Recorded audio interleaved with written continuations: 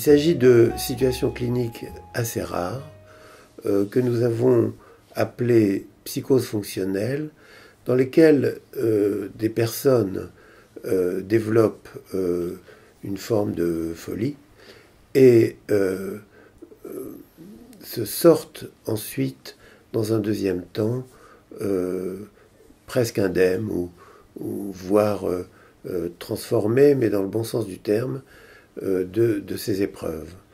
C'était une femme de 40 ans, mère de famille, de 3 enfants, qui travaillait comme aide-soignante dans une maison de retraite et qui a dénoncé des faits de maltraitance vis-à-vis des personnes âgées.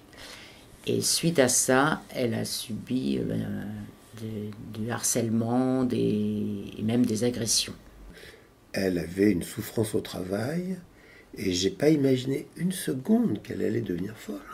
Vous l'avez connue Ah ouais, oui, elle en était arrivée au point où elle faisait sur elle, elle voulait plus se laver, elle allait pas aux toilettes parce qu'elle avait peur que son employeur sorte par le trou des toilettes. Oui, c'est ça, elle était hallucinée.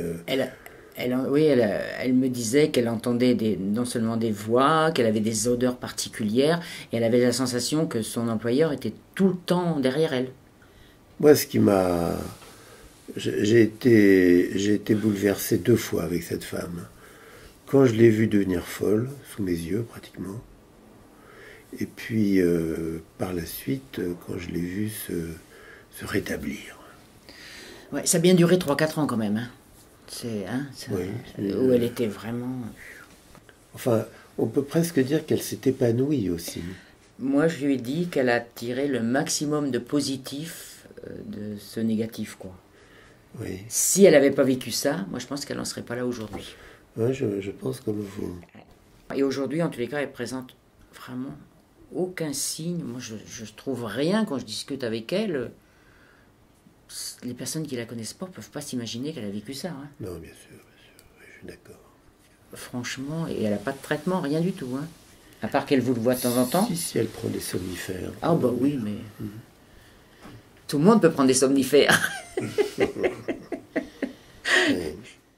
Nous avons réuni des collègues, en général expérimentés, qui vont nous aider à situer ces psychoses fonctionnelles par rapport aux autres psychoses et voir quelle peut être leur place en psychiatrie, comment les situer par rapport aux psychoses aiguës, aux psychoses chroniques, à l'hystérie aussi, et comment nous pouvons peut-être tirer des leçons du type d'engagement particulier qui a été celui des équipes qui se sont occupées de ces cas.